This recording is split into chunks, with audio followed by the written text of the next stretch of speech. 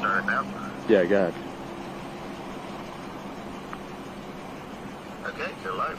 All right, thanks. Let me know if any issues. Okay. All right, bye.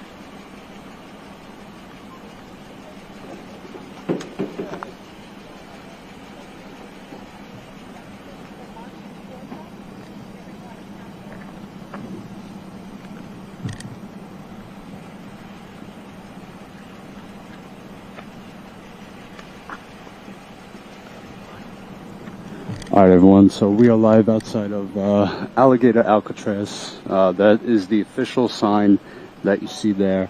Ashley is walking over with a group of protesters. They're walking here now. I'm going to show you.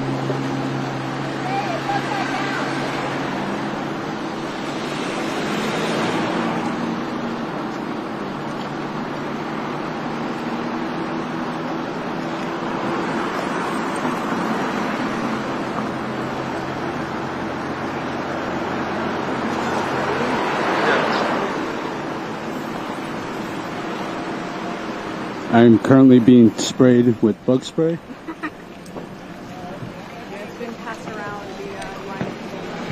Let's go over there.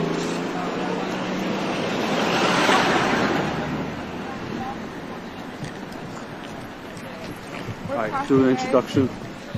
Okay, I need a mic.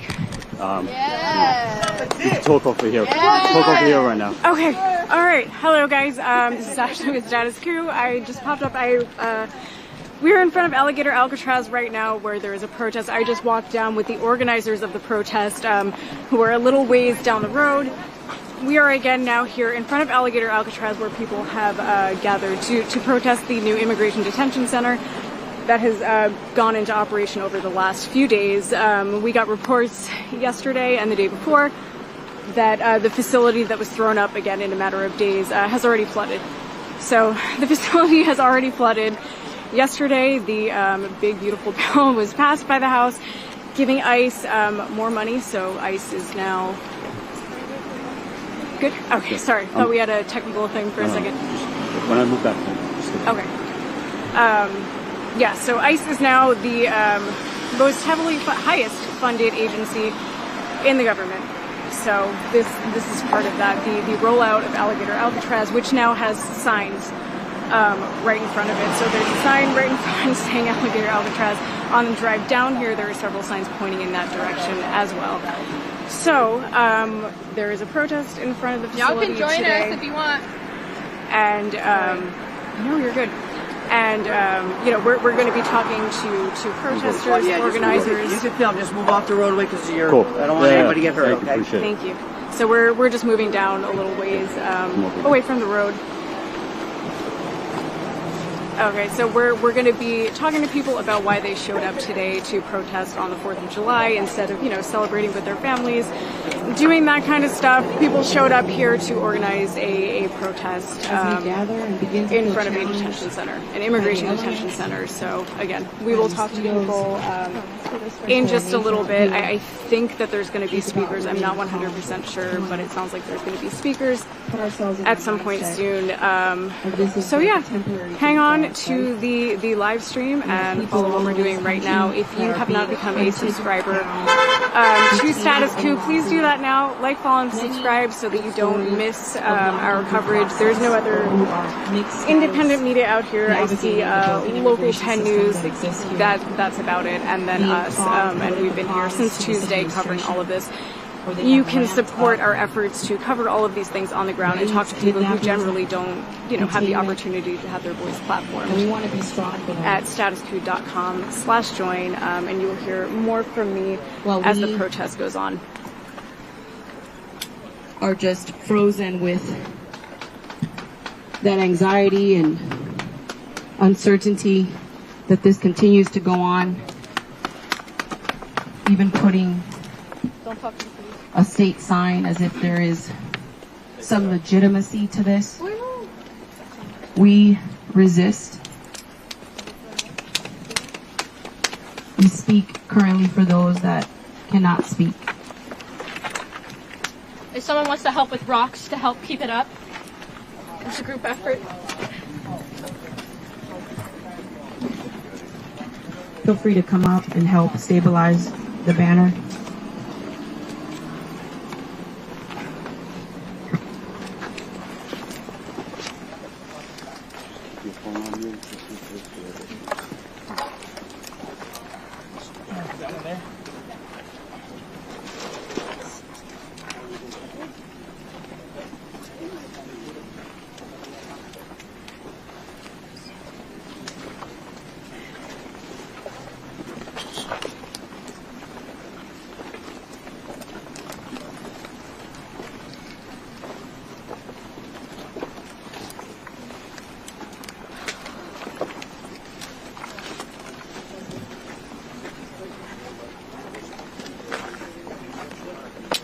This rock over there? Big ones? We can do it. We have enough people to do it.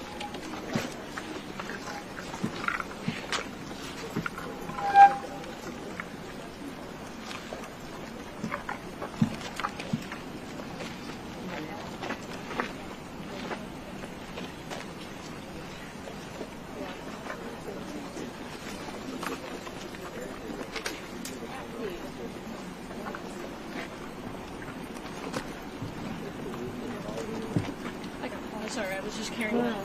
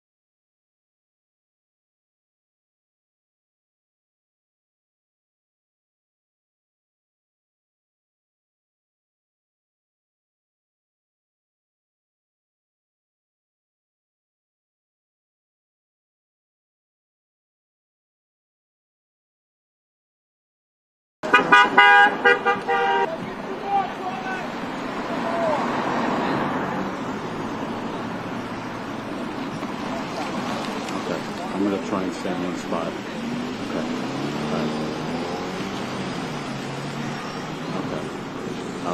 gonna stay right here. Let me know if anything else.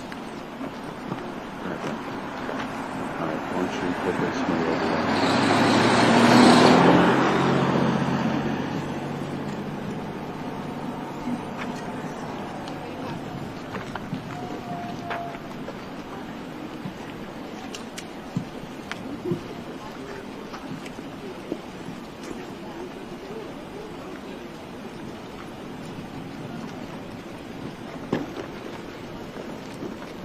Sorry.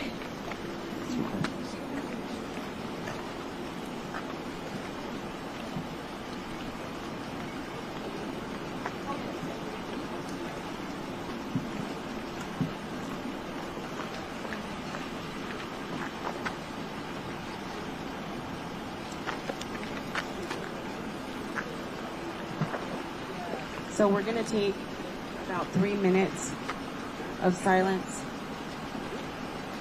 to remember that we are here at an ICE detention center that already 13 to count, 13 deaths that have happened at U.S. detention centers. That we are here in front of a death camp. We are here in front of a death camp, not only of people, but of spirit.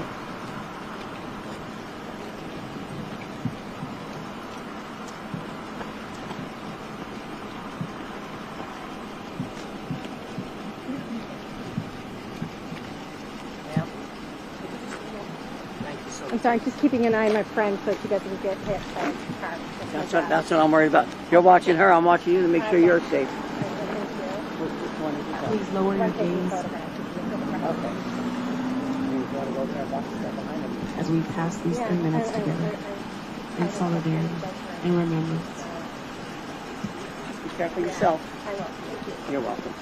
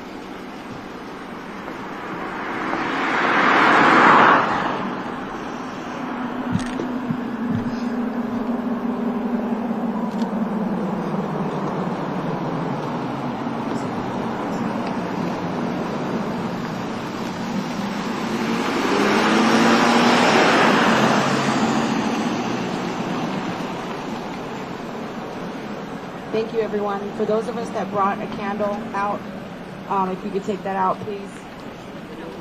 If you haven't lit it, go ahead and light it.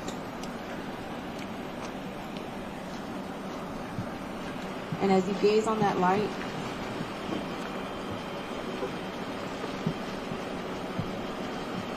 We want to remember that we cannot lose hope, that we keep holding on to the joy that we are able to have, the coming together of community, the collective knowing what's right, fighting for all liberation all across all of the settler colonialists that continue to be an oppressor of violence.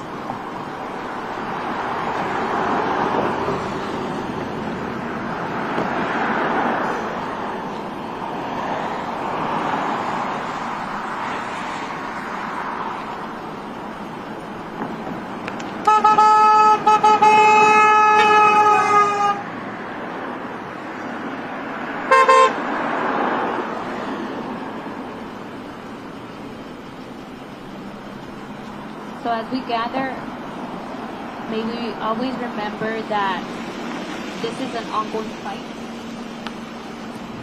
A lot of us wish that we could celebrate in a different way.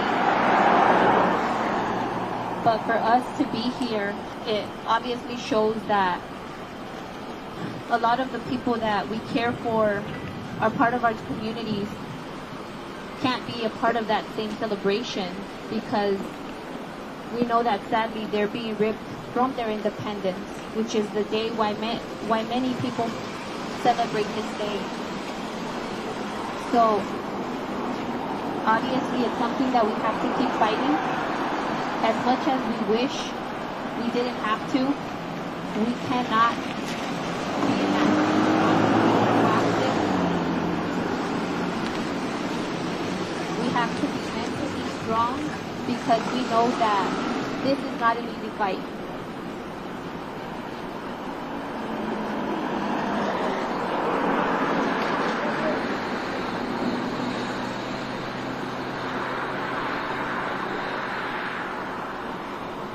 Now we want to open up the mic for folks to come up here that would like to say something. In the spirit of a vigil where we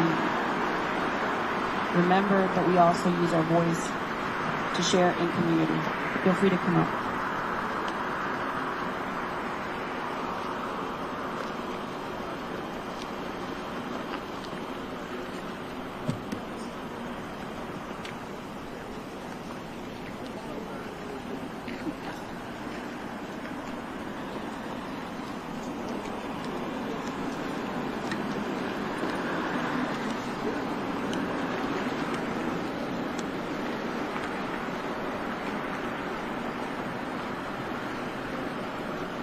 I don't have much to say, but I wish that the people that are in there right now could hear us and see us out here. That they're not forgotten and they're not going to be let to the hands of our government that could give two shits what happens to them. I wish they could see us out here. We're here for you, hermanos y hermanas. Estamos aquí. Nunca vamos a ir. Nunca. Vamos a luchar por ustedes como ustedes van a luchar por nosotros. Nosotros somos familia.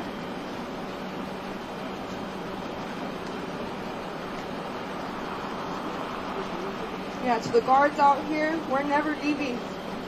We're always going to stand up for our people. It don't matter the color of your skin, where you're from.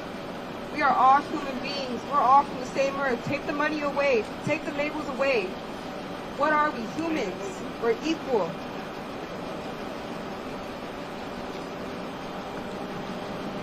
That's all I have to say.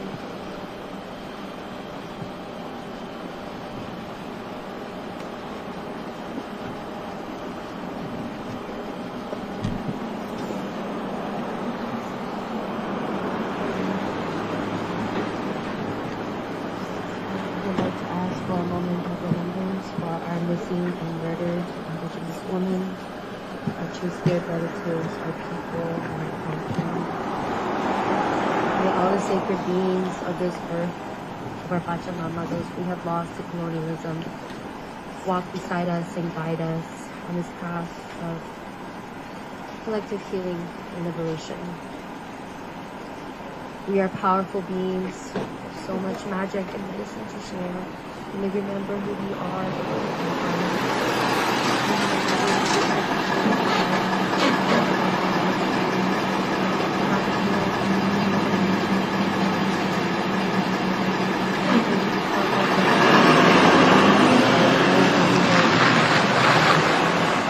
we must all do the hard work to be intentional. Alright guys, we're gonna get the audio situated. We're gonna have, I have to stay here because better connection here. I don't want to lose connection. I'm gonna give Ashley the microphone. She's gonna go over there and try and get the speeches.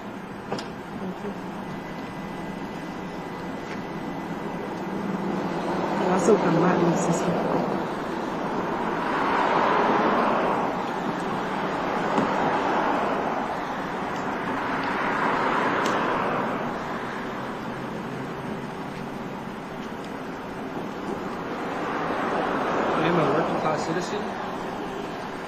I represent Take these the old over. and new generation of blue-collar workers. Ashley. We work so hard. That's for you to kick us out. Keep this one in there. What? What? That's You the work more? You're kicking us out and then you want us here. That doesn't make any fucking sense. What's up? Okay? That's literally slavery. And then you made. Just keep going. You work hard. You build your houses, your homes. Whenever people are done speaking, I'll... Not just this man, everyone in the world who will do your shit. You brought him here to work for you. And yet you do nothing and sit us. And you just watch us do all your hard work while we carry all the heavy shit. And you just sit there with all your money while you can help everyone.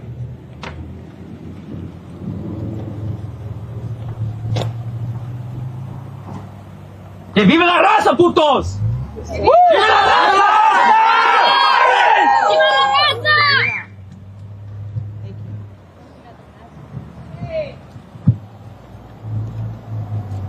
Hi everybody, can everybody hear me? Yes. Yes. Alright, so for this next bit, I'm actually going to need your participation.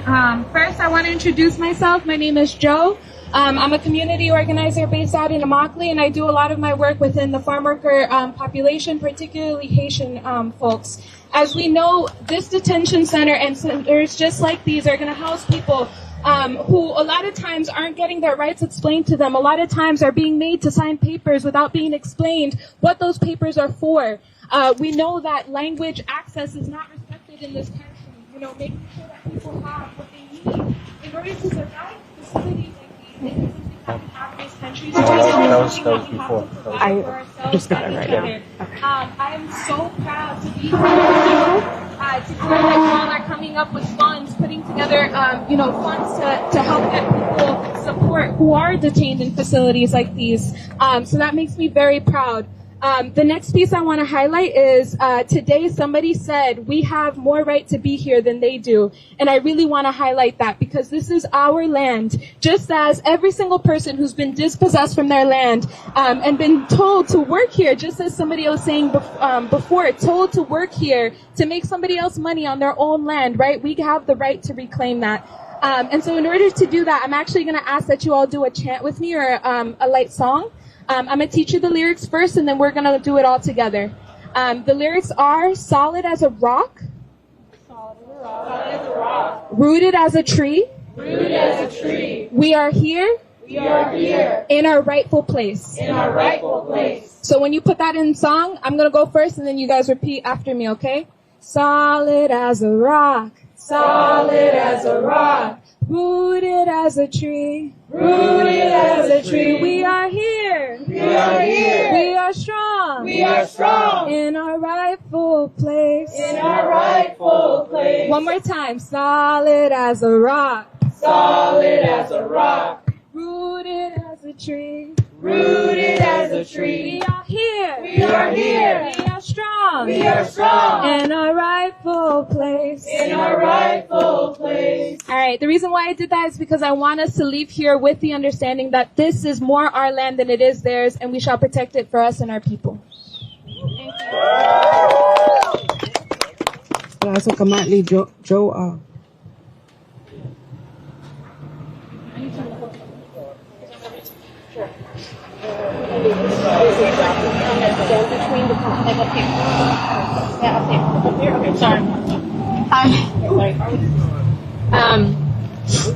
As some of you may have heard earlier, this is a long-winded history of the United States displacing both indigenous people here as well as Latin American people. Back in the 1920s was one of the first mass deportation events during the Great Depression. They used the same old excuse to depatriatize, more specifically Mexican and Central American citizens, under this idea of they are taking your jobs. This is why you're hungry. This is why people are getting sick, because they carry disease. And it goes even further back into that, into colonial times. So I wanted to share part of this book that I've been reading called Open Veins of Latin America. I highly suggest to anybody who is Latin to read this book, even if you're not Latin. I think it gives a lot of insight into the nitty-gritty details of the long history of imperialism by Western countries, European colonialism. Here, give me a second. And this is specifically about the rebellions and a leader named Tupac Amaru. When the Spaniards invaded Latin America, the theocratic Inca Empire was at its height, spreading over what we now call Peru, Bolivia, and Ecuador, taking in part of Colombia and Chile, and reaching northern Argentina and Brazilian jungle. These societies have left many testimonies to their greatness despite the long period of devastation. Religious monuments built with more skill than the Egyptian pyramids, technically efficient constructions for the battle against nature, artworks showing indomitable talent. In that empire which did not know the wheel, the horse, or iron, the terraces and aqueducts were made possible by prodigious organization and technical perfection, achieved through wise distribution of labor, as well as the religious force that ruled man's relation with the soil, which was sacred and thus always alive. In 1781, Tupac Amaru laid siege to Cusco. This mestizo chief, a direct descendant of the Inca emperors, head of the broadest of messianic revolutionary movements. The rebellion broke out in Tinta province, which had been almost depopulated by enforced service, slavery, in the Cerro Rico mines. Tupac eventually was handed over by one of his own chiefs in chains to the royalists. The examiner Areche entered his cell to demand, in exchange for promises, the names of his rebel accomplices. Tupac Amaru replied scornfully, "There are no accomplices here other than you and I. You as oppressor, I as liberator, deserve to die." Tupac was tortured along with his wife, his children, and his chief aides in Cusco's Plaza de Huacapaita. His tongue was cut out, his arms and legs were tied to 4 horses with the intention of quartering him. But his body would not break. He was finally beheaded at the foot of the gallows. In 1802, a chief named Astorpiuco, also a descendant of the Incas, was visited by Humboldt in Cajamarca, on the exact spot where his ancestor, Atahualpa, had first seen the conquistador Pizarro.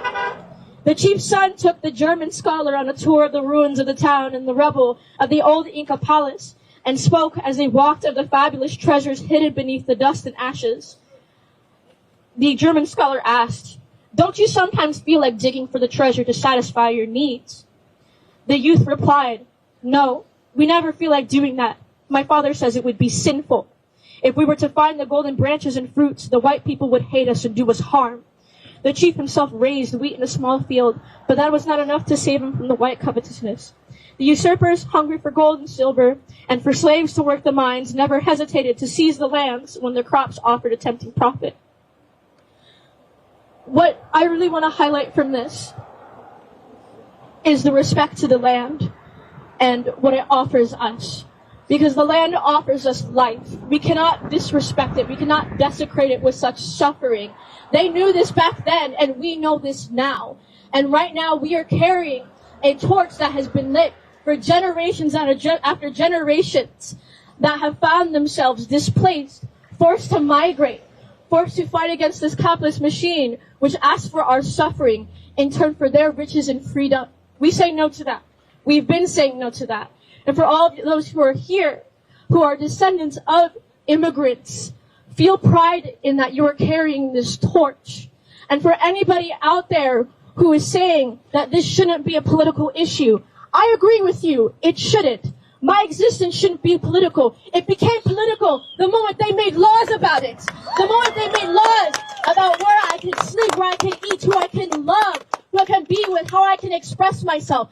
That is when it became political. So I wish it wasn't. I wish my existence and me being here wasn't a political thing. How could somebody make trees and human existence political? Well, it's because they've made laws about it. It's because they've put people in cages about it. It's because they've murdered people about it. That is what I would like to say. Thank you so much for being here. Thank you.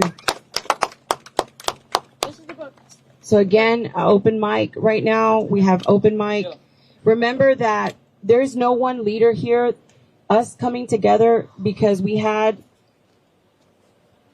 were moved to take action. We were moved to respond, right, to a more intersectional conversation about what's going on here. So there's no one leader. Media can be confused. They can try to be looking for who's in charge. Nobody's in charge here. We are all the same, and we're all fighting the same fight. Thank you. My name is Faith. I'm out here from Miami. I think among the devastation that is here and is spreading out for miles around us, that I think everyone's been feeling, I want to remind everyone that as apocalyptic as this feels, a lot of our ancestors have already survived apocalypse. A lot of us are here because our ancestors were stronger than apocalypse when it came in the form of disease-ridden blankets and white men and everything. We've done it. And if it's been done before, it can be done again. And so I just want to remind everyone to call upon that and to remember a lot of us here. When we talk about La Raza, when we talk about the folks who have been staying here for generations, our grandparents already did this shit. They already rocked someone's shit before. It can be done again. And freedom cannot be stopped. Thank you. Awesome. Thank you.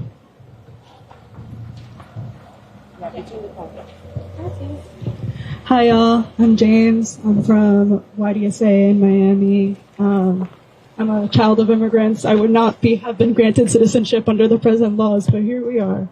I think the only word for this is depraved. It's sick that people come to this country after the U.S. has ravaged them for their ecologies, for their labor. Workers come over here, break their backs for the top 1% so they can get their golden toilets or whatever, only to put us in prison to make us work more. It is sick that our institutions, Miami-Dade Police, FIU Police, are collaborating with ICE to disappear our students, and they already have. More than 50 of them have lost visas.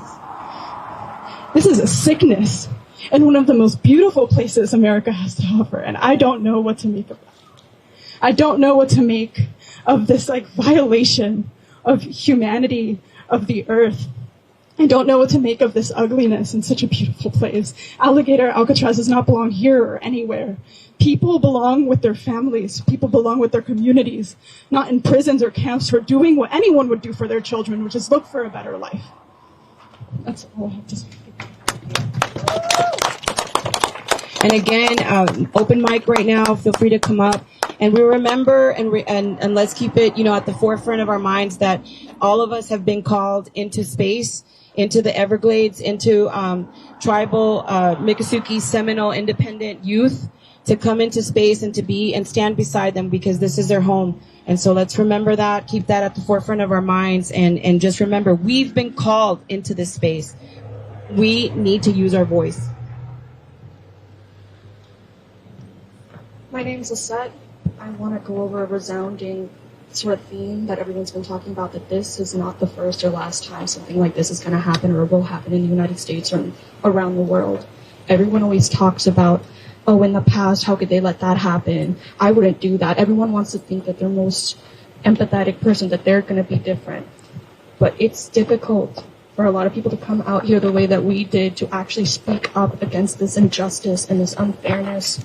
This is not going to be the first or last time a minority group or underprivileged people are going to be treated as a scapegoat for the rich and the wealthy who want to just separate the working class against everyone else. We need to come together and recognize that history is going to repeat itself unless we change something. Thank you, thank you.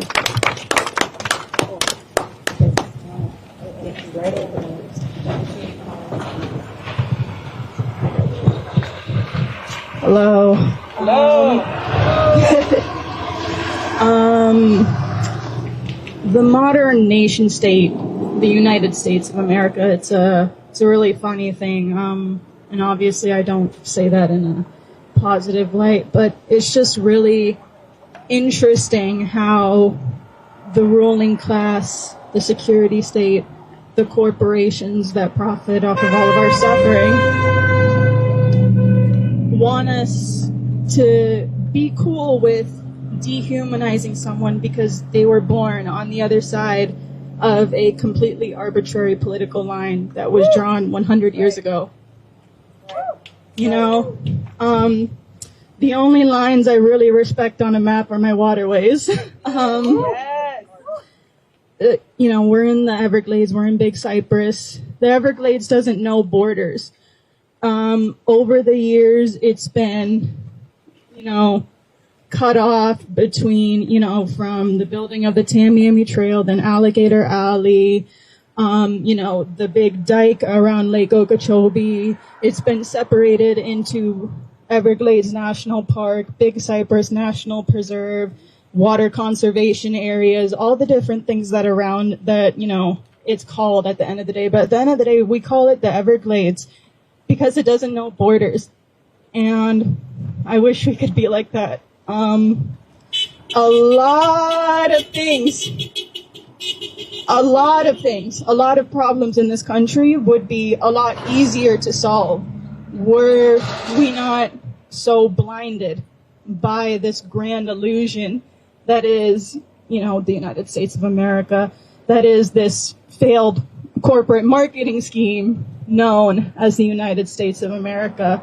You know, I know this won't be our last time out here, and it's certainly not the first for a lot of us, but I'm glad we're out here today on this, you know, holiday of indulgence for imperialists and their liquors. So, yeah.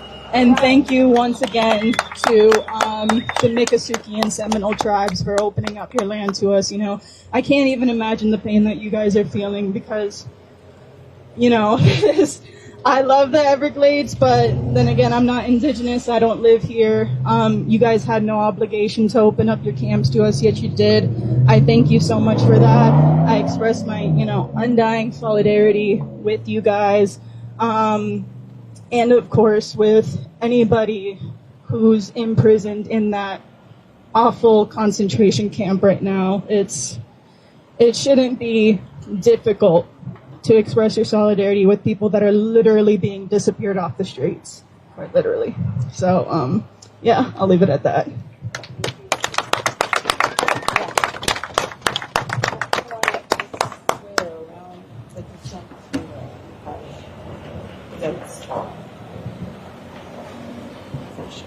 This is a concentration camp. A concentration camp is where people go to be concentrated into one place while they die of natural conditions or they are exterminated. A few months ago, the news was very popping with Seacoat in El Salvador. It's said that, about a dozen people have died in U.S. detention, but we know that that number's a lot higher. I want to speak to the guards that are working here, the contractors that are working here. Whether you believe in hell or not, you're going there. We will put you through hell on earth until our people are free. We're going there. You will suffer as hard as you are making our people suffer. People like Frantz Fanon have taught us that we do not get liberation by negotiating with our colonizers. I recommend that everyone here go read Wretched of the Earth to find out just what we do to these pieces of shit.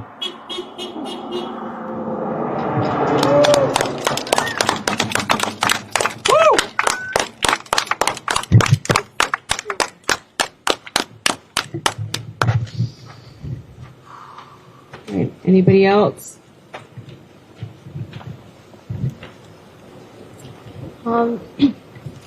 I want to say, like, I didn't come here out of fear. I didn't come here out of hate. I came here because I love my community, and I want to stand with them in solidarity. It's really frustrating to see that the people who are afraid are immigrants, people like my parents. They're afraid when the people who should be afraid are the people standing on that side of the fence over there. The contractors, the businesses who dare to show their logos and their faces when they're driving in there. They should be afraid. They should be ashamed. It breaks my heart. And I hope that if there's any way that the people who are being detained in here, if they see this message, you know, we stand with you, we will not forget you, and we will fight until you are free, because it was said earlier today, none of us are free until we are all free. Thank you.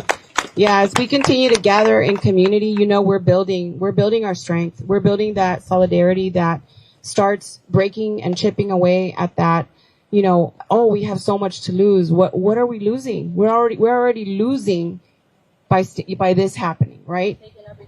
And I think we're finding our voices here. We don't have the right formula. We're trying. And that's what's most important. But I think at some point, the people power is gonna be a lot stronger for what really needs to happen.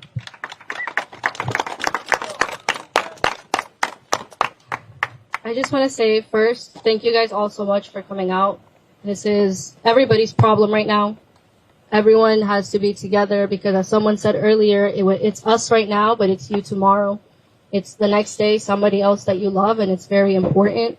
They wanted to call this a corny-ass Alligator Alcatraz, and it's Alligator Auschwitz, because our people are dying, and there are people, they know what they're doing by putting us in these conditions. They know exactly what they want from us, and they're getting it because you guys in there are letting them do that. You guys are letting them do that, and you guys are contributing to all of this. And as he said earlier, you might not believe in hell, but that's where you're going.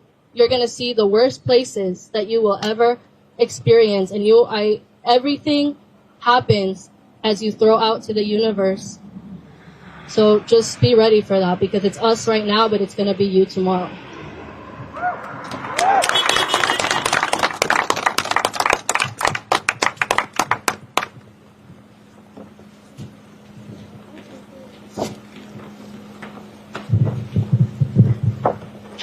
I just wanted to say that for me, this is not a day of celebration. It's a day of mourning for the indigenous people of this continent that were genocided, for all of the African people that were separated from their families to be brought here, for all the people who've died, especially immigrants, in service to the idea of a border, right, like trying to cross one. And then also mourning the people who will be put into this concentration camp and who will die. So, I don't know. It's a very sad day, but I'm very glad to be in community with y'all. So thank you for coming out on such a, I don't know, emotional and heavy day. Thank you.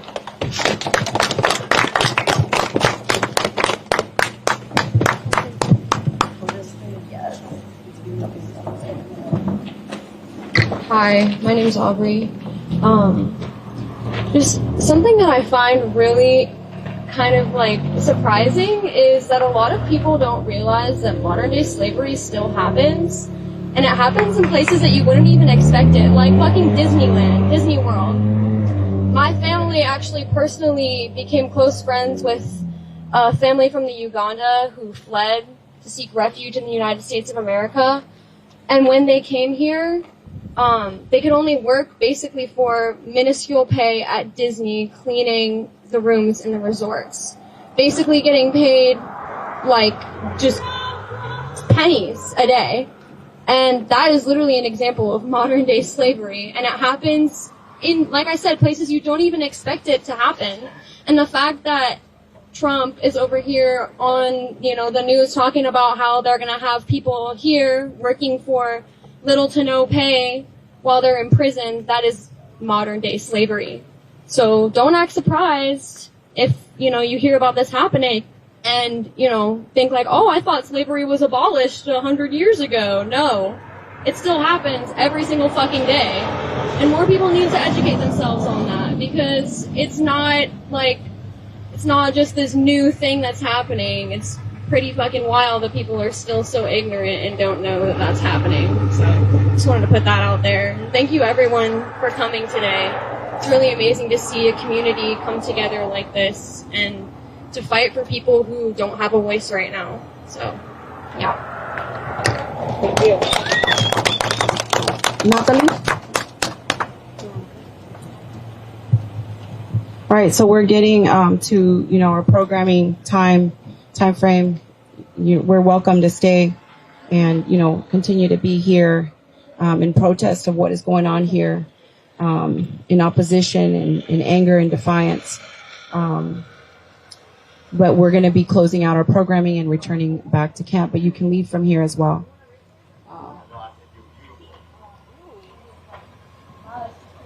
Really fucking creepy. Pedophile! Get off my leg! You're disgusting! Get off my leg! I think there's this just cognitive dissonance, it's just so depraved, as someone said earlier. So we're gonna share a song, and I'll introduce Natalie, so she can introduce what Son Jarocho has done for many youth movements and many, just a little bit about Son Jarocho and what this music means to us.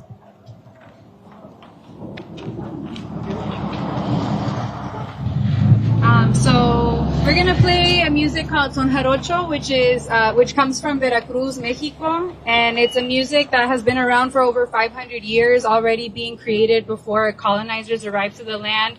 But from there became a music that has influence from Spanish roots, but also indigenous roots and roots from enslaved folks in the area, what is now Veracruz, Mexico. So this music, I don't know that it was intentionally created for resistance, but naturally has come to serve that purpose, because it's those traditions are held by people who work the land and have seen not only a lot of changes in their land, but a lot of destruction in their land. And so Lupita, Jorge, and I are going to play a song called Pájaro Cu.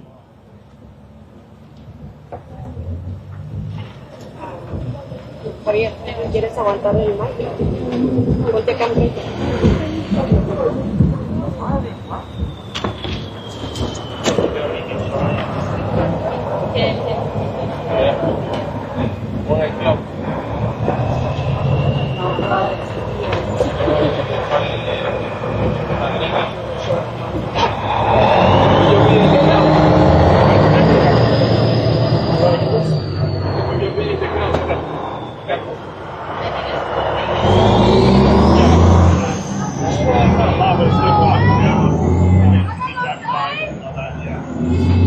No shame!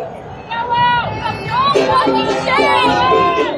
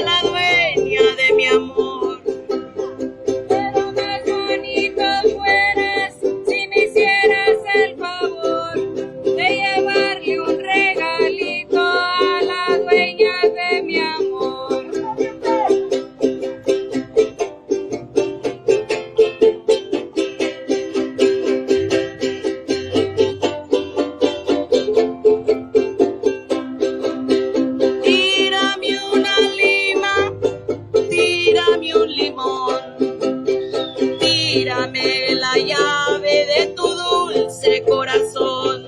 Eres mi prenda querida, como te lo dije ayer, eres como una paloma que canta al atardecer.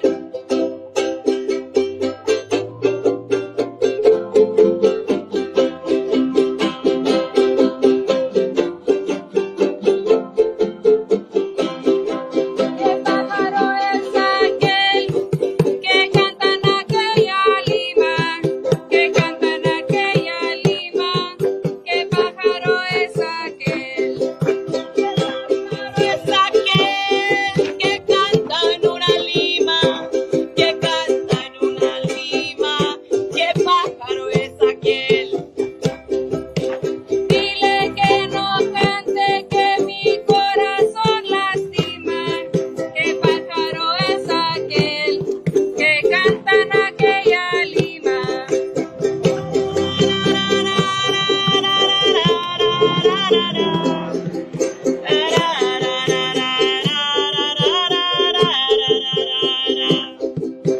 Tírame la lima, tírame limón, tírame la llave de tu corazón.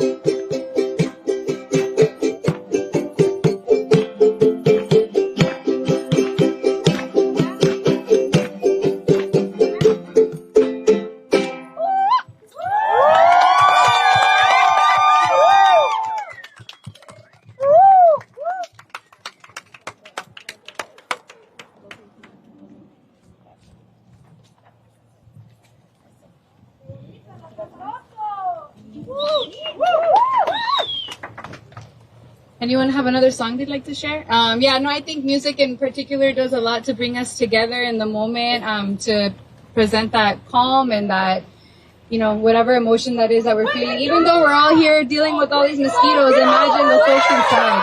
Get off my head! I'm reporting for your fucking boss, bitch! Something else for us? They don't even know. They can feel shame. We can't have to let them go by. We're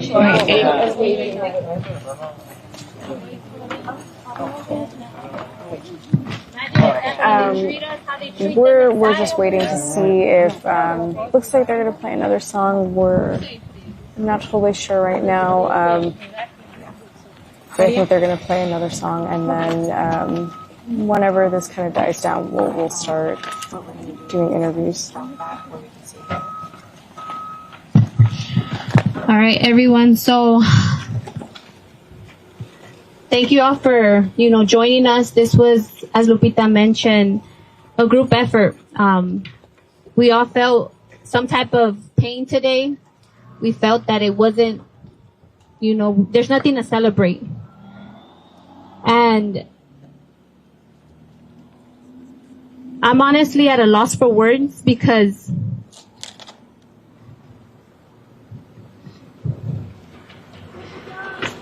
my family has lived with family separation for years.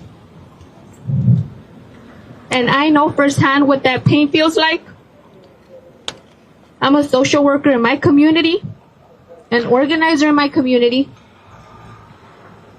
and I have a professional and human obligation, as many of you, to be here, to speak for those who are being attacked. Sometimes we think that it's only obviously the person that's detained, but we have to think that it doesn't just affect that person. It affects their nuclear family, their extended family, their neighbors. In my community particularly, we're all family. One side of my neighbors, they're Latinos. The other side, they're Haitian. And we greet each other. We celebrate each other. And I can't even imagine not having or missing one of my neighbors. So thank you all for obviously coming out. I'm thankful for the Native youth that has allowed us this space too. So again, as you walk back, don't forget that this fight, it's not over. We have to stay strong, organize, mobilize, connect with people, because we have to be united. So as we head back, some of you, if you wish to stay here, obviously, feel free to do so. But I think the big part of the group, we're going to be heading back at this point. But again, don't stay alone. I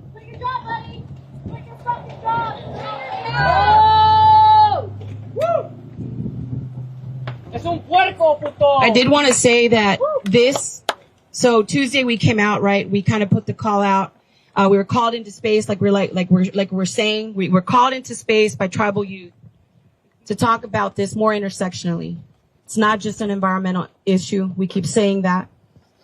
We understand about the land. As our sister was telling you, we have to heal the land so we can understand ourselves.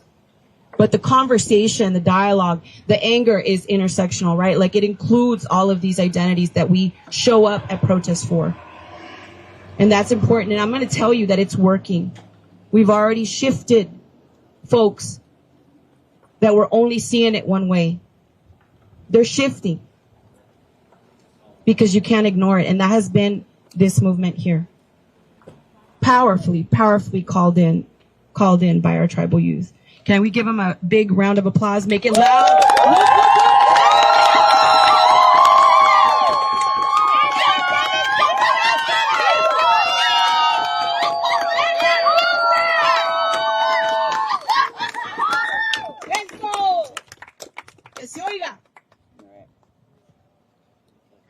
Thank you, friends.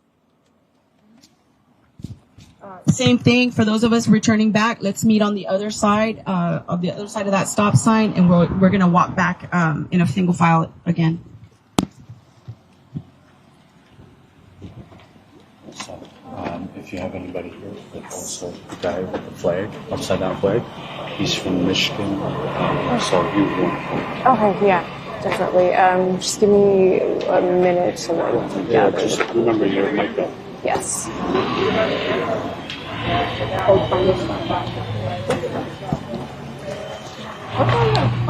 I'm sorry, your name is Mary, right? No. That's Mary there. I'm sorry. I'm getting my concern. You've got a little bit of, like, probably from a mosquito. Yeah. Do you need bug spray? Yeah. You are very welcome.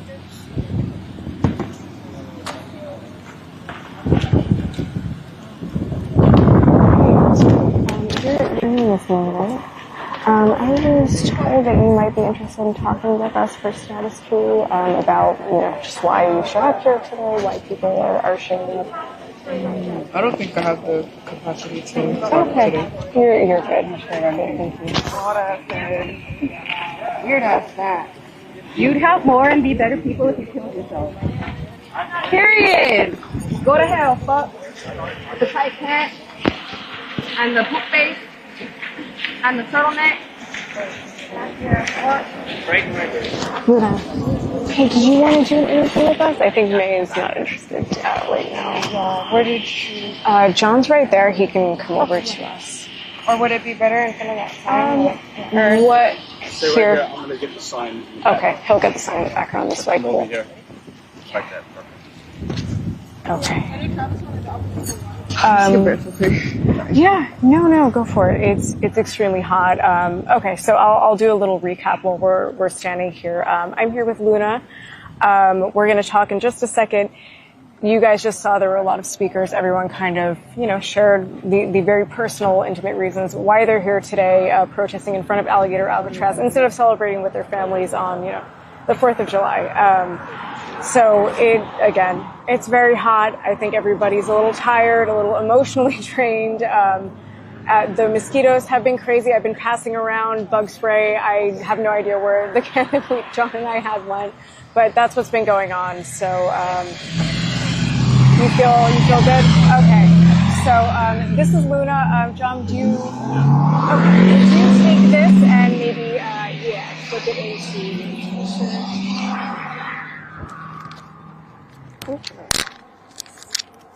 pull this Okay, cool. So funny, man. So again, So funny. Luna, can you just stick it to my... hello, hello. Cool. Okay. So Luna is one of the organizers. So Luna, why are you out here today? Why are you here protesting at Alligator Alcatraz, the new, immigration detention center in the middle of the Everglades, instead of, celebrating for 4th of July, doing things that a lot of other people might be doing today? Yeah. Not that I'm not proud of where I live and where I come from. I am born and raised here. I think the biggest thing at the end of the day is that we're not in the same America. And honestly, for the last few decades, it's been deteriorating slowly.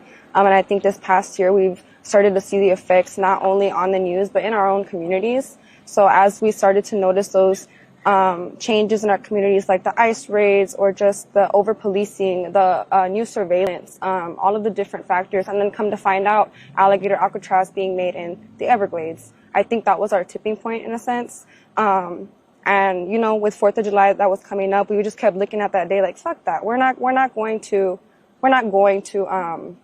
celebrate what is there to celebrate, right? But then a couple days ago, we had the idea to not only protest the day, but also remind people why we're not celebrating today, right? And that is for not only the people that have died in these detention centers, concentration camps, like we like to call them, because that's what they are, for sure. But also the people that are still fighting for their lives in these camps, people over in CCOT that are still fighting for their lives, people that are losing their lives coming across the border out of the fear of just crossing legally, as they like to say, because they like to make it seem like it's so easy, but it's really it's dangerous. It's a dangerous journey, and they're so brave to even think about going on that journey. Not only that, but also to honor and remember the wildlife here in our Everglades that are being highly affected.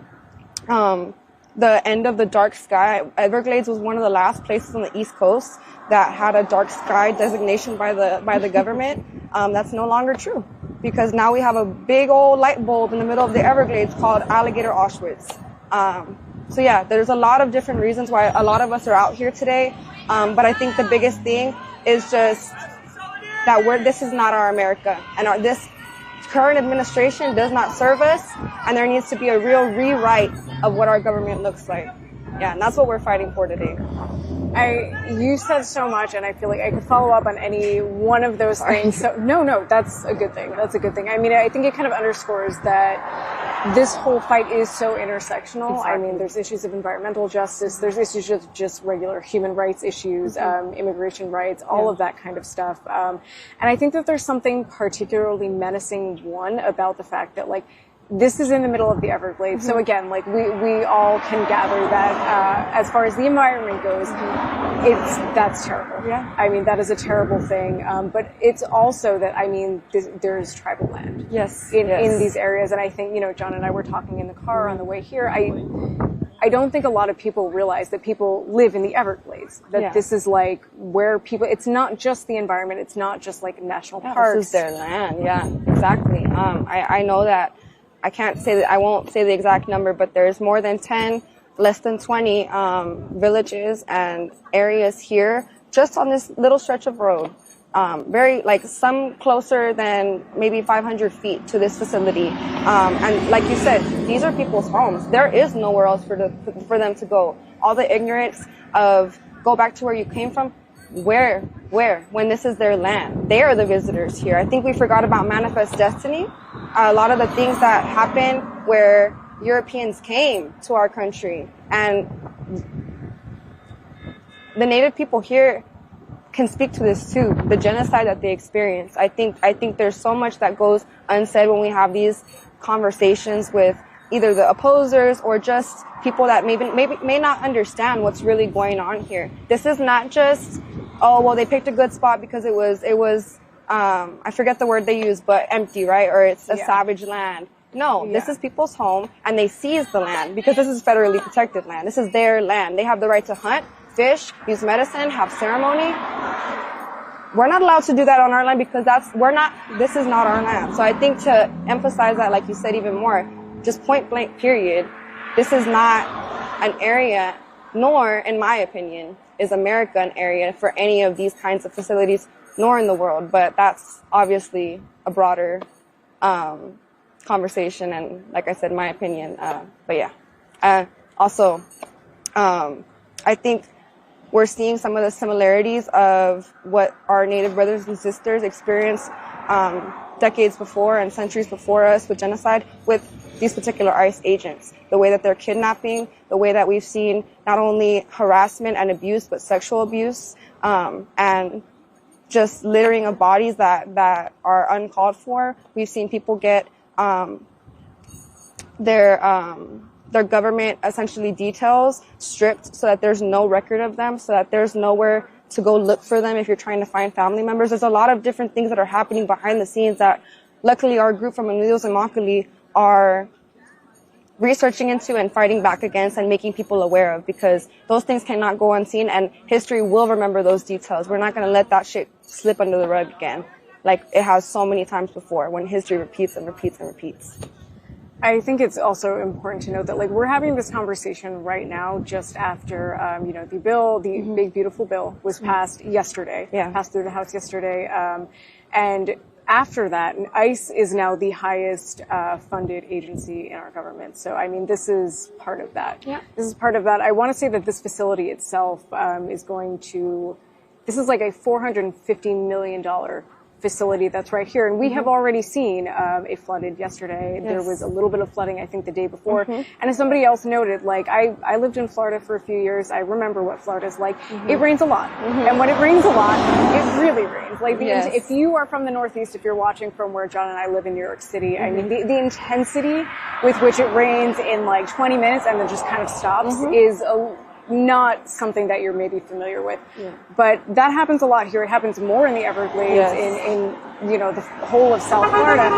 And it already flooded after the first day, after just regular rains that you see in the Everglades. And some of this money is being pulled from FEMA as we enter hurricane season. So if we get hit with if Florida gets hit in this area with a massive hurricane, I mean, not only is the rest of the state unprepared because money has been siphoned up from those efforts.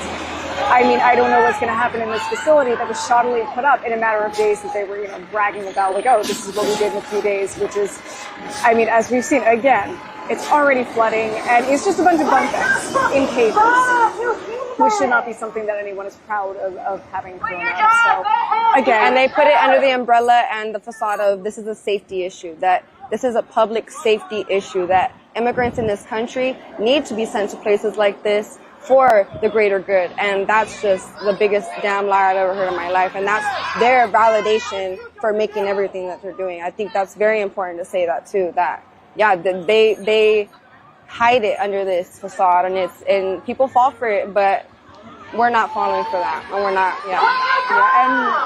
And we were in Immokalee yesterday, interviewing with residents, people who live there, and that was one of the things that we heard from everyone that we spoke to. Like, without fail, everyone said, we are not criminals. We are not criminals. We are just people who are trying to make our lives better and make our kids' lives better. Just regular working people. That is it. Nothing that I've ever seen reporting has made me think otherwise, that people aren't just trying to make their families' lives better, their own lives better, create more opportunities for their kids. That is all anybody wants. That is all anyone who has come to America for. People have come here for the American dream, in search of the American dream.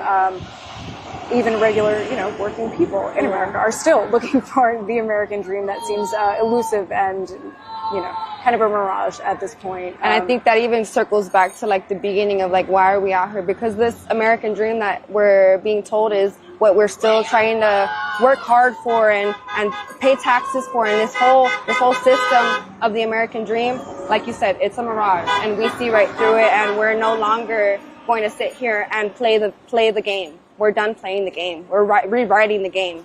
And like we were saying before, power to the people. I think us as a community, we're starting to see just in this community alone how coming together and being honest about why we're here and why we're showing up creates a sense of power. It creates fear in the people that are in there acting like they're doing God's work. They really think they're doing something good. They yell at us and they say, we're fucking losers. We're dumb. We don't understand what we're out here fighting for.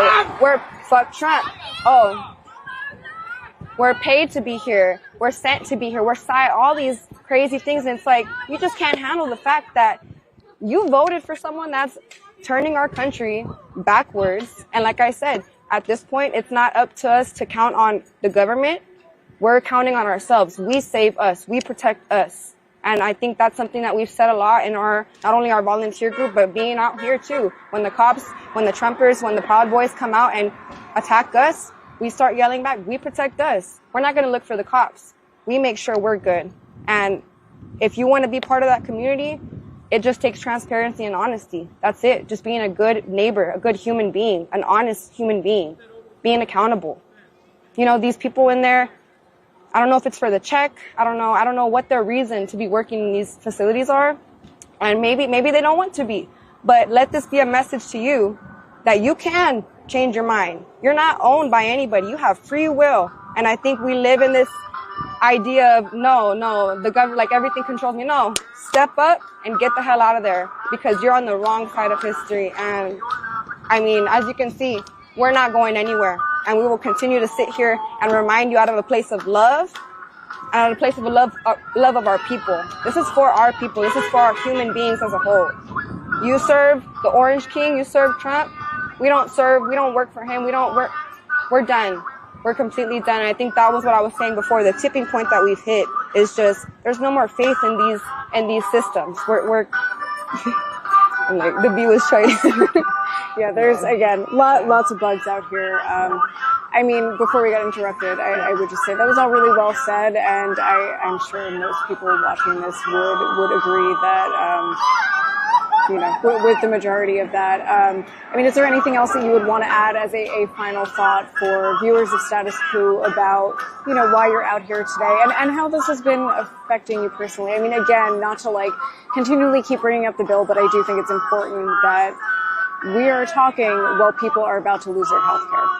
And all kinds of social programs, and all of that money is being reallocated to things like this, to ICE, to Alligator Alcatraz, to imprison people who came to the U.S. looking for a better life, to take away people's family members, siblings, whatever.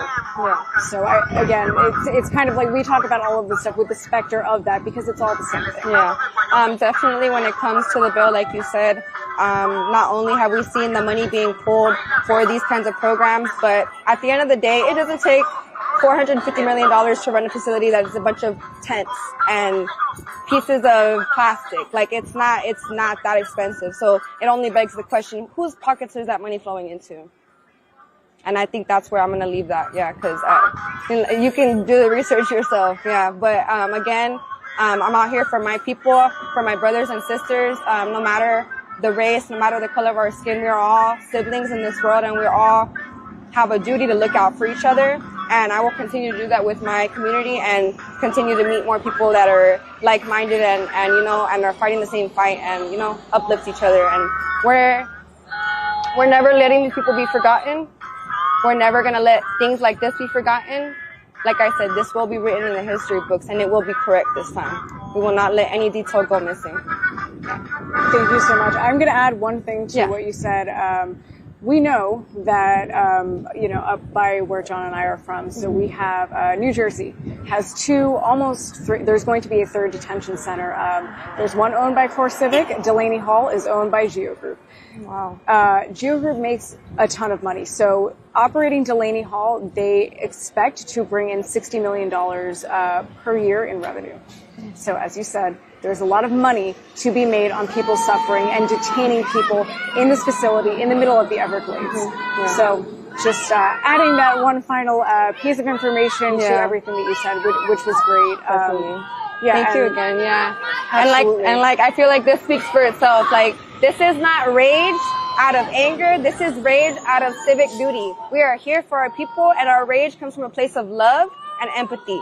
For anyone that wants to say we're out here yelling it because if we yell loud enough, it'll make sense and we'll be smart. No, we're yelling and we're out in rage for our people, for the atrocities that are happening. For anyone that wants to come in to the conversation saying that we're just out here yelling at the damn sky. Like it's a common thing that we hear within our groups, and I think that he needs to be completely just that's BS. To me, it's just we know what we're doing out here, and we come out here with intention every time. And I think that says something about us as a group, that we have goals. We're not just out here for nothing. So thank you again. Yeah, I'm sorry. Yeah. I keep adding to No, what you're saying. You're good. We're happy to hear anything you have to say. You know, for anyone who's watching, listen to the voices of the youth who are leading this movement right now. Yeah, so this is Luna. Thank you so much, Luna. We will talk to some more people, do some more interviews. I'm going to take a quick break and get some water. Yes. But we will be back soon. Stay hydrated. Thank you, guys. Yeah, thank you. Yeah. All right, quick bugs picture in real my quick. mouth. Yeah, hold on.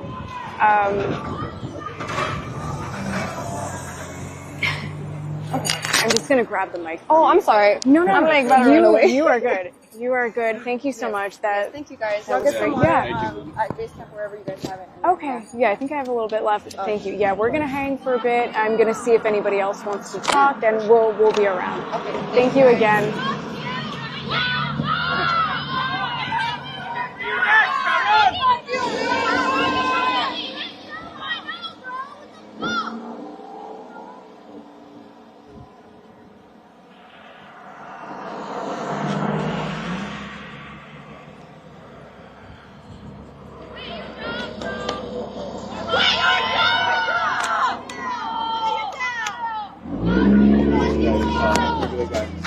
Yeah, give me just like 2 seconds.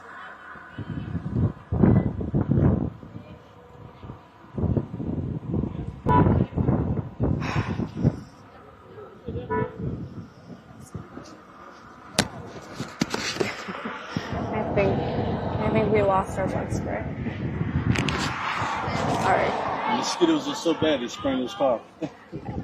Yeah, when I was walking over here, someone sprayed me in an emergency because they were covering my face. it was bad. All right, so some people are walking back to the camp right now.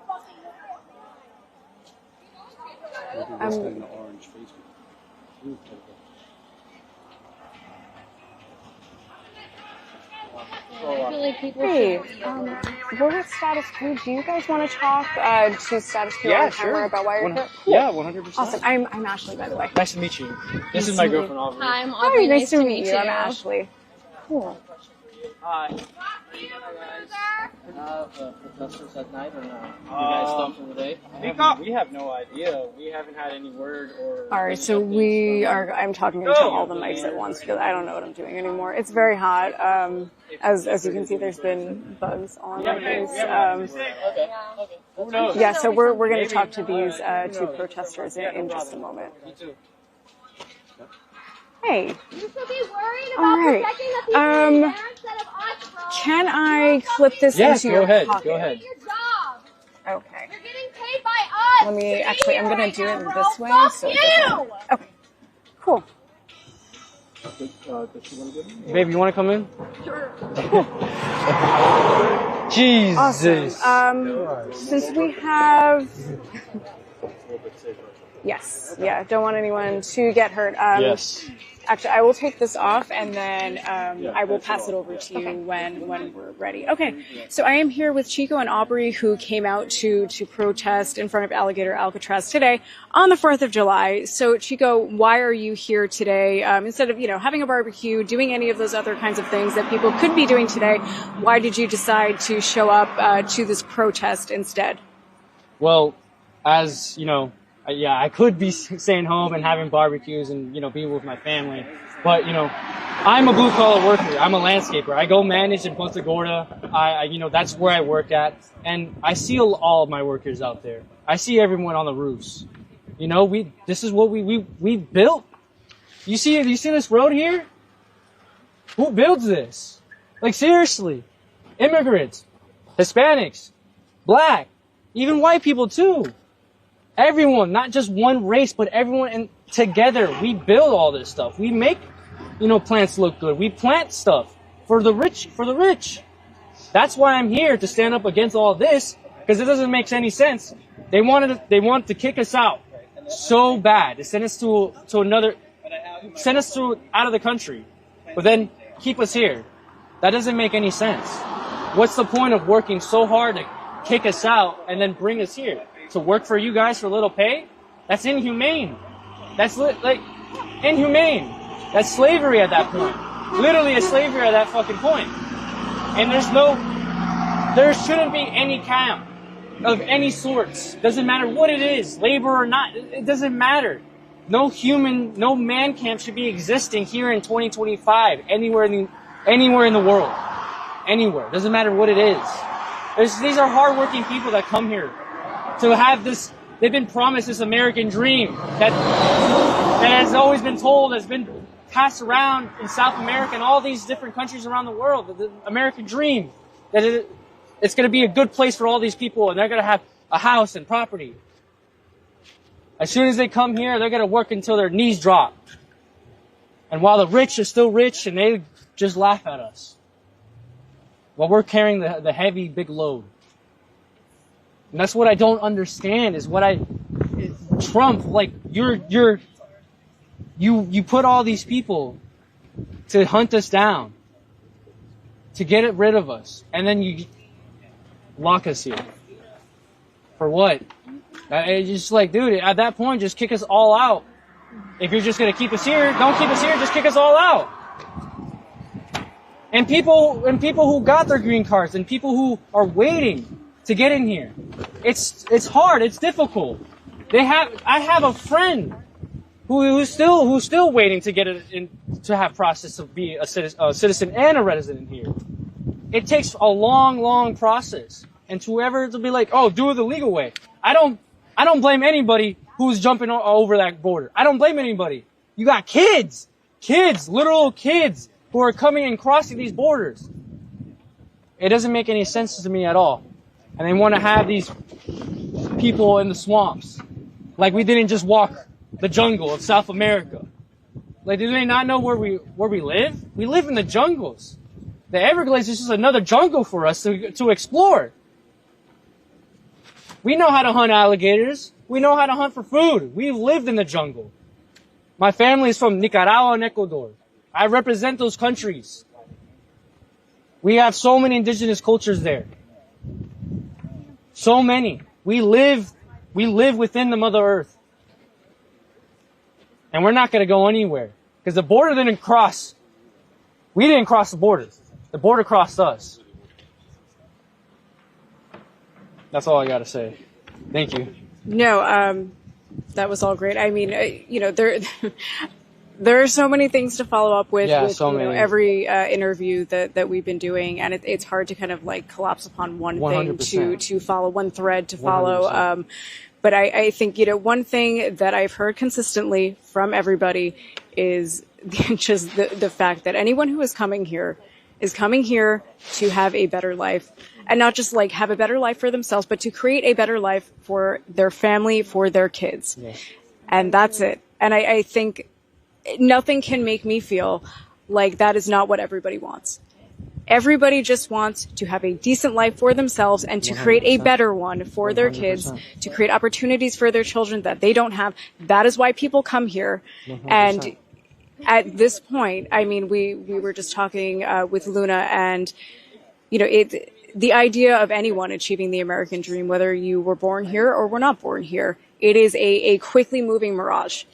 The working class is having everything divested of them in this moment. We're talking about this. I will mention again, in the wake of the big, beautiful bill being passed, which will force like 17 million people to lose their health care. 51,000 people a year will die as a result. So, I mean, to echo what everyone else has said, this fight is for everybody, So, Aubrey, I would ask, what is your reason for coming out here today to this protest? I'm here to stand in solidarity for not only the indigenous people of America, but for all people of color, for every immigrant that is not only here, but that is all over the world. I may not personally be being affected by everything that's going on right now with the deportations and basically kidnappings of people. But I know it's wrong, and I know that it is extremely important to stand in solidarity with those who are being affected, to fight for them, to fight for those who do not have a voice right now, fight for people that are being held in this concentration camp right here who will die, because this is being erected at the time of hurricane season. People are being held at the time of hurricane season. We've already seen this facility has flooded in just an afternoon rainstorm. So what's going to happen when hurricanes happen? They're not going to evacuate these people. These people are going to die here. And there is nothing to celebrate about today. Today was founded on genocide. Today was founded on the murder of innocent people, the kidnappings of innocent people. And we need to fucking stand up for this and fight for it, because it's important. And it's not okay to sit around and be complacent just because it's not affecting you, because it will affect you. No matter who you are, we've seen people from all over the world being deported without due process, and that is wrong. No matter who you are, stand up and fight for this. Because the 4th of July would not be here without the genocide of innocent people. I mean, as we're talking about all of this, I would pose the question to both of you. Does this feel more like a day of mourning than it does a day of celebration? As we're talking about all of the things we're talking about, people losing the right to due process, people losing their health care, working people across the country losing essentially anything that we had left. Does this feel maybe more like a day of mourning? Absolutely. 100%. You know, at the end of the day, we're just going to, all our profits, all our money is just going to go to the rich. Yeah. At the end of the day, while we're getting fucked, the rich is going to get richer. Yeah. And why is America becoming South America? Nicaragua has the same issue. All the poor people there, they worked hard to go on their land. We have ranchers. My family, my uncle's a rancher in Nicaragua. And they suffer with the government. And they got to hear and they can't even, there's no freedom of speech there.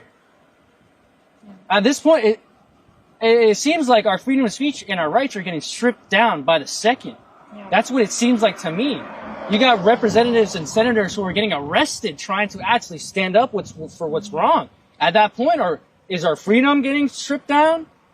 The Constitution isn't the Constitution anymore. Exactly. It's being violated every single day. Our rights that are written in the Constitution, that were written when this country was founded, those are being taken away from us, and they're not being followed, which is illegal. But, you know, people that have money and power get away with illegal things all the time. We see it every single day. So, yeah, of course, this day is not a day to be celebrated, in my opinion.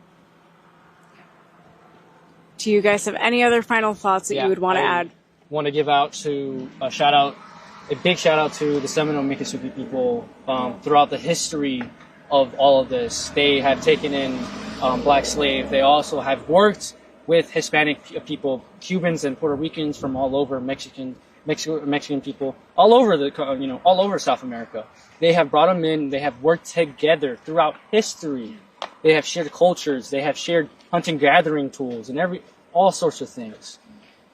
And I just big shout out to them, and a big inspiration to me is Jim Billy. Jim Billy, yeah. He used to be the chairman of the Seminoles back in the early 2000s, and he has taught me, and many other Native American leaders have taught me to respect everyone as you want to be respected, and to cherish everyone at every moment and every minute, and to protect the animals and the waters.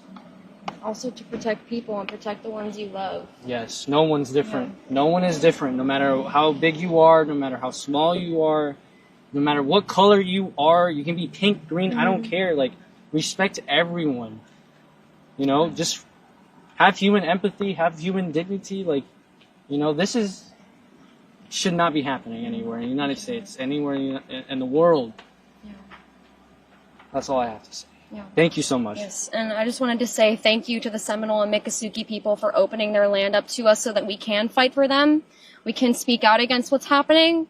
And something like what he was saying, an inspiration to me, Chief Kenneth Littlehawk.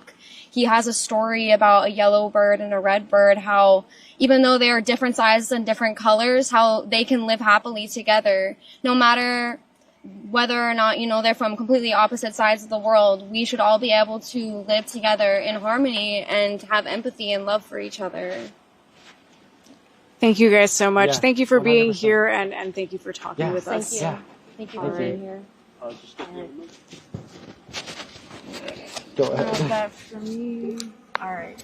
Yeah. Thank you guys again. Thank I'm you. gonna. Ooh, everything in my pocket got wet. But if you guys want to find this. Cool. Thank you so Thanks, much. fine. I can No, put this you're in my good. bag. No worries. We'll Thank still you be so able to much. find Really it. appreciate what you guys are doing here. You guys are really capturing what you guys, what I've noticed is that all these people that are driving with me are all types of birds. Yep. That's the most upsetting. And a lot of them can't even look you in the eye.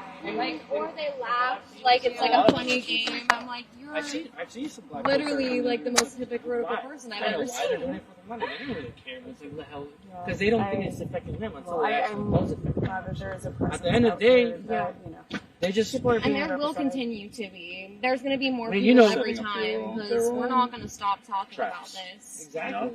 Until something fucking happens. Because Exactly. this is just. It's literally people- appalling. Bro's you car can compare can't it even to fucking the- work it is. right. It absolutely You're a is. loser, bro! Get your brakes fixed! Oh, those are cables. See the cables? Okay, so now I'm gonna. So there were in the bus that just passed. It looks like there are a bunch of cages. Oh no, you're good. I obviously don't know right now in this second, but I would assume that that's to transport people from and out of this facility. So again, a bus filled with cages for human beings that we just passed. Okay, we're going to do some more interviews, but I'm going to take this opportunity to just say, if you're not yet a member of Status Coup, become a member of Status Coup at statuscoup.com/join. It's taken a lot for us to be out here, a lot of resources, money, all of that. And yes, we're the only people out here. There's, a local news station out here. I have not seen them talking to anyone though. Not trying to knock on them. They're out here. But again, there's nobody else out here. It's me and John who are out here braving the mosquitoes and the heat, which is fine. We're having a lovely time. Everyone has been extraordinarily welcoming, but it's just us. So you can support our work, by becoming a member at statuscoup.com/join. We can do more of this if more people chip in. I mean, this is kind of a community effort, just having us on the ground here as independent journalists who can document what's happening. Again, we need everyone to chip in to do this. So please, if you can, become a member of Status Coup at statuscoup.com/join. If you can't, that is okay too. You can share our work. You can become a follower, follow, subscribe, all of our stuff. You can support us by doing that as well. Yeah. Sure, yeah, absolutely. Awesome. All right. Can I clip this to your Absolutely. t-shirt? Yep. Okay. Okay. That should be good, and I will. Let me put throw this that on the back ground for online. right now, Yeah. so I'll pick it up later. Okay. So we were talking to Daniel. I heard from John that you came from Michigan to be here. Yeah, well, I moved here just recently. Oh, you moved here recently. So, Okay. but yeah, I'm originally from Michigan, and yeah, I don't. Okay. So you moved here recently. Whereabouts in Florida, without giving your The exact South location? Miami, kind of Kendall area. Oh, interesting. Okay, yeah. I lived in Florida for a few years. I was in the Broward County area. Okay, okay. So I'm a little bit familiar.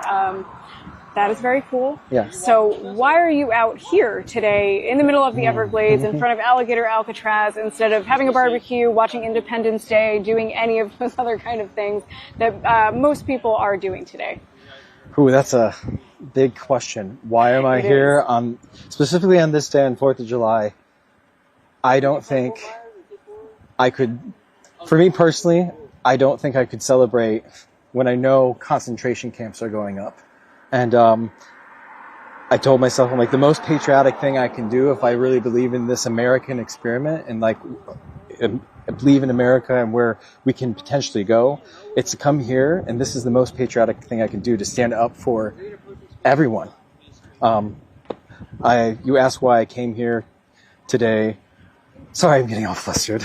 No, Okay. no, you're good. I mean, again, it's hot out. Yeah. It's extremely hot. It's extremely humid. We're in the middle of the Everglades.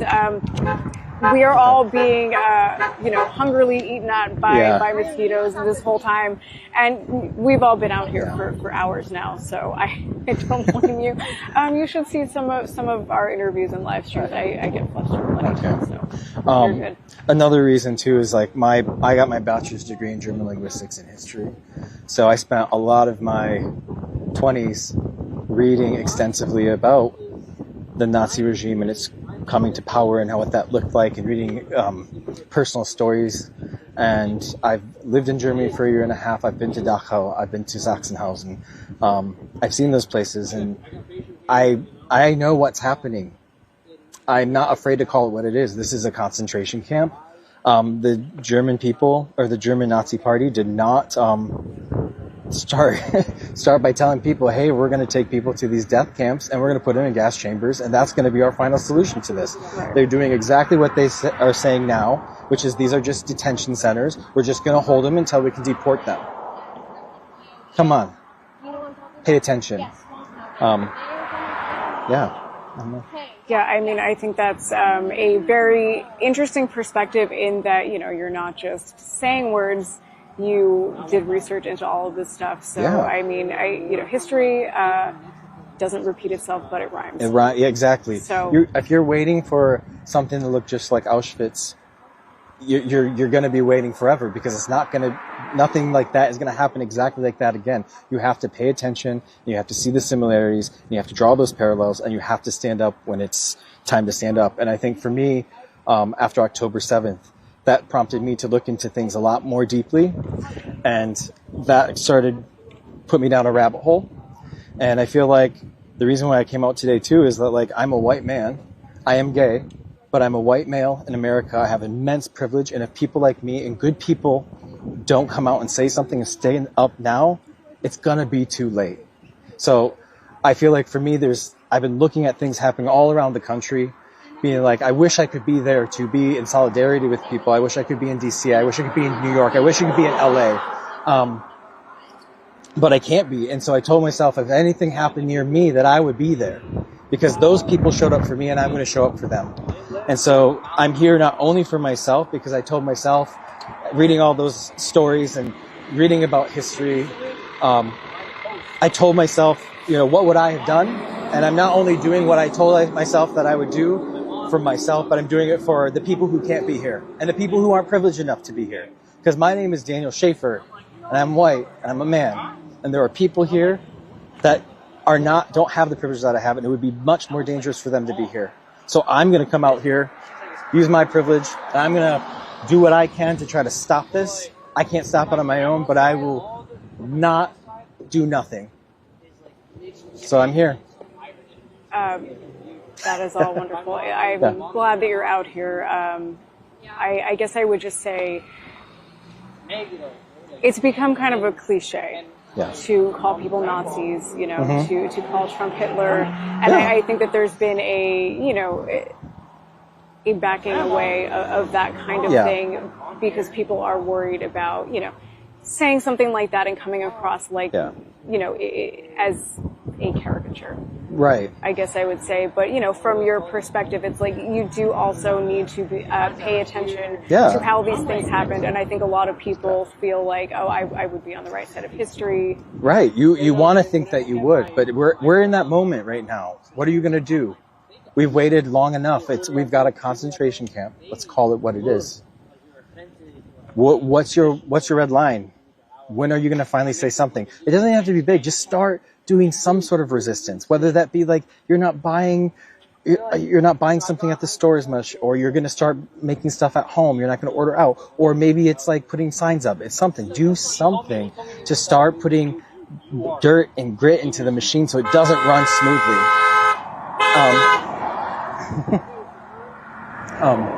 And I do think that, like, I understand the calling Trump Hitler and these, so, like, I think it's about the way you say it too. Like, if you're saying it as an insult, it's going to be met as an insult, and then there's going to be a reaction. And it's like, if you say it like, no, like, I'm not insulting you, I'm just calling it what it is. This is a concentration camp.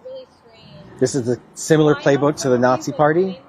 And if we're not paying attention, we're going to be in a very bad place really soon.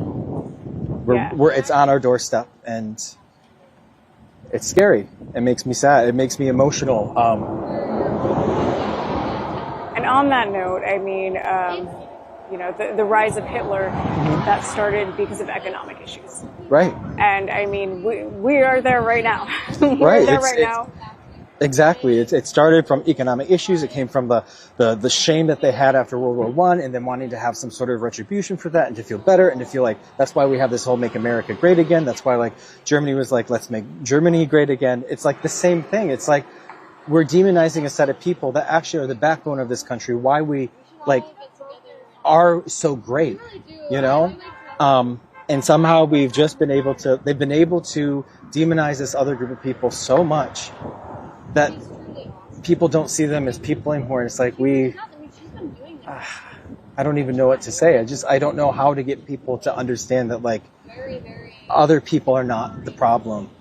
We need to like come together, and we need to help each other. We need to be there for each other. And even like I think the biggest thing for me that I noticed watching today is that there are people driving in and out, and there are people who come by and they're loud and they're in your face. They're only louder because there are a lot of people I'm seeing driving in here that I can tell will not look me in the eye. They have shame. They're ashamed of what's going on. They know it's wrong, but they're also probably thinking about, I have my kids I gotta feed. And if I don't come here because my boss is telling me I'm not going to have my job, then how am I supposed to feed my kids? So it's like, until we see the people going in here as human too, and we're like, hey, you don't have to go in there. We'll help you. We'll help put food on the table for your kid. We'll help you pay the rent. Once they feel like there's a safety net that they don't have to make this choice, then people will not make this choice. And it's like, we can sit here and demonize every person that walks in, but all I see is pain. There is so much pain in this country. There's so much pain in them. There's so much pain in us. And until we stop pointing fingers and we stop yelling at each other and we give each other space to like actually talk about it and acknowledge it, we're not going to get anywhere. So I think that's a really important point. I think that's a really important point, and something that I know, like I saw, we are from the city. We've been covering the immigration detention centers in Newark and in New York City. So 26 Federal Plaza is the immigration detention center right near in the same general areas where I live. Okay. We were there. You know, we saw people being detained by ICE right outside of immigration court. So we went to, you know, watch as people were being snatched right outside. They left immigration court. I watched the videos too. So I saw that same thing that you're talking about, that you're seeing out here with people driving in and out, that they won't look at you. There were ICE agents in that facility as well. Some of them had masks on, you know, and would not take them off.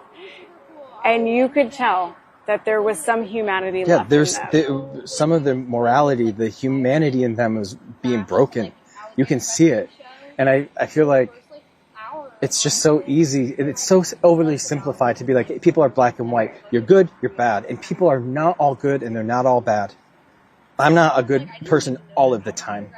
I have my flaws and I make mistakes and I am not the best version of myself all the time. And I feel like if we are not allowing people to have a place to come back from, be like, hey, you walked a little close to that edge, you're about to go over, but like my hand's still here. And until we like are able to do that and give them a place to come, like they're not going to leave. Why would they? To be ostracized from the group that they're a part of. We all want to be a part of a group. If we don't feel like a part of a group, we're like hardwired in our DNA to be like, if we're not in our group, we're going to die. Because that's what would happen if you were like not living in modern day. You were like out in the woods by yourself. You will be eventually, you have to have your people. So if they feel like they're going to leave all their people, all the support system that they have, and then they're going to have nothing, they're not going to do it. They can't. They literally cannot. So we have to make space for them. And I know it's hard. It's hard for me too, because I'm angry with what they're doing. I'm upset, but like at some point we have to heal.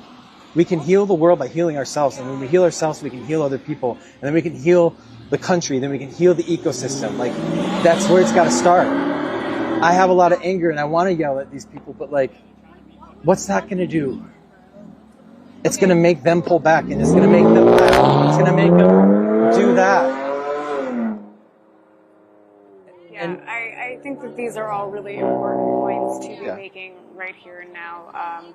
And I, again, would underscore, like, this is how I felt leaving, you know, the facility. I'm glad you saw it too. I'm glad You can tell, and again, it's like you feel that you can just see it when people are wearing masks. Why are they wearing masks? I mean, people might say like, oh, it's for my safety, but I think it's not just that. It's shame. They also don't want to be found out because they know that what they're doing is wrong. Yeah. Because you know what wasn't a good excuse during the Nuremberg trials? That I was just following orders.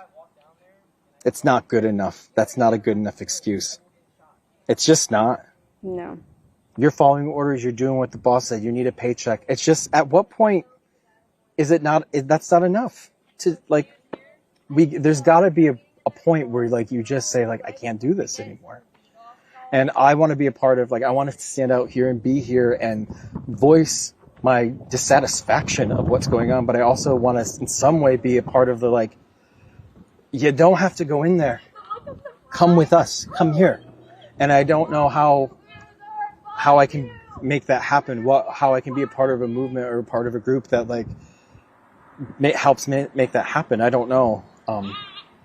I think those are things that a lot of people are wrestling with, and you know, to yes and your point again, it's like one, you know, because you can tell that people are severely morally conflicted. I think more than they're probably allowing themselves to feel. I was left, like when I left the immigration court last time, I was left kind of feeling like, what is it going to take for those people to break? Yeah. Because some of them will. Some of those people, some of them are literally, I think, just waiting for someone to be like, hey, you good? I'm not going to yell at you. I'm not going to shit on you. I'm not going to berate you. Like, are you good? Do you need a hug? Like, sometimes that's all it takes is someone to be like, hey, I see you. It doesn't have to be this way. I think that's probably right. I mean, when we were there, we were talking to the ICE agents as we were all kind of waiting for things to happen. They were waiting to be able to, you know, pluck someone outside of immigration court. We were waiting to document them doing that. Yeah. And in between, we were talking. Yeah. We were talking, and, you know, I heard people sharing stories about their kids and what they're doing that weekend, and they showed me, like, here's where you can get Wi-Fi so that I could send, you know, videos that I had just taken of them snatching people outside of immigration court, and they led me to the corner where the best Wi-Fi was. See, it's like that. It's like on screen we see the flashpoint of the screaming, the yelling, because of course that's the most exciting, draws your attention on screen and keeps the division going. But like, I saw it too. The police officers were like, oh, hey, like, just we want you to be safe. Like, they're being like kind and nice. And so you're like, I could be friends with you, but why are we not? Why are you choosing that side? And why am I over here? How do I get you to come over here? And that's the question I don't have the answer to. I mean, I think that, you know, the answer is maybe not something that, I mean, the problem, I think, is what you identified before, that everybody needs to be able to feed their families. And we know that, you know, people enlist in the military at greater numbers during times of Hi. Thanks, guys. I'll see you next time. I'll see you another time, okay? During times of like economic depression, that is when people enlist in the military in bigger numbers. And I think that is why people do these things, because they don't feel like they have other options to feed themselves, to feed their families, and to care for themselves and their families. Right. That's how they wind up there. And the answer is we need to be able to provide people with opportunity. We need to offer them a handout. Yeah. I think,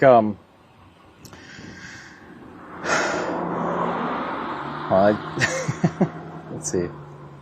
I just had a thought and I kind of died because I got distracted in my head. Happens to me all the time, like multiple times a day. When people are talking, I know. I think to myself, "Oh, that's great! I can't wait to follow up on that." And then they say something else, and I've already forgotten. So I really very much. I guess I would ask, everyone's kind of clearing out. Yeah. Do you have any final thoughts? Anything else that you would want to share with viewers of Status Coup? I think this is a great conversation to end on, talking about the shared humanity that we have even with people who are working inside Alligator Alcatraz. We need to have some kind of solidarity with people to the best of our abilities and be able to hold inside of our heads the, simultaneous idea that people can be acting like monsters, but they're also still human beings. You put me back on my thought that I had earlier. When you're in a situation where you're highly stressed and you're backed into a corner, you're going to flail and you're going to fight to survive. If you feel like you need to survive, and you might even hit or claw or hurt someone that you love in the process because you are so panicked. I mean, I've been in situations where I feel like I'm falling or something, or I trip and I accidentally, or someone's tickling me and I'm like, ah, and I accidentally elbow them and I'm like, I didn't mean to, but inevitably that's going to happen. To be able to understand where people are coming from, why they're doing it, and see them for who they are, rather than seeing for what they're doing. See them and what people do things for a reason. There's a motivation for everyone's behavior and for what they do, and so we aren't what people. If we can see people as people, because that it doesn't just apply to the inmates here. The people that are here, it applies to everyone. Either you believe in equal rights for everyone or you don't. I can see the humanity in everyone. It's hard to hold those two truths at one time. It's hard to be very angry and upset that anyone could even do this, but then also be but the only way I'm going to get them to come to my side is by offering them an olive branch to be I'm going to give you a ladder out of this. And that's, I don't know. I think we just got to see people as people. And we honestly, it's cliche too, but we just got to love each other. I grew up Catholic. I don't really practice anymore, but I have taken away from that the golden rule of treat people the way you want to be treated. I wouldn't want to be treated that way. So, and I don't think these people would want to be treated that way either. So let's not do it. And if I'm in a situation like them where I'm scared and I want to feed my kids and I'm in so deep and I don't know how to get out, I would really want someone to be there for me. And that's just what I hope. I'm just trying to treat people the way I'd like to be treated. I'd like a friendly face, a hand outstretched to be I'll help you, come here. And maybe a hug, because I probably would need to cry. And I feel like I'm emotional right now because this is where we're at. This is where the country we live in, we're doing this to each other. And I know the history of the United States. I know it's ugly. But I thought we were getting to a point where we're starting to heal. And maybe we are. Maybe this is the dying breath of what's happening. It's the end, the end birth, or they call it a death birth. Death burst. Now. Yeah, where you have this surge of life at the end. And it's maybe that's it. I guess I don't. To wrap up, I just hope me being here and maybe someone watching this, my words resonate, or they see themselves in me and they're hey, I felt the same way and I don't know what to do. I just do something. Do anything. Repost something. Make a video. Go to a protest. Do something, because we're at the point we got to do something. We have to do something.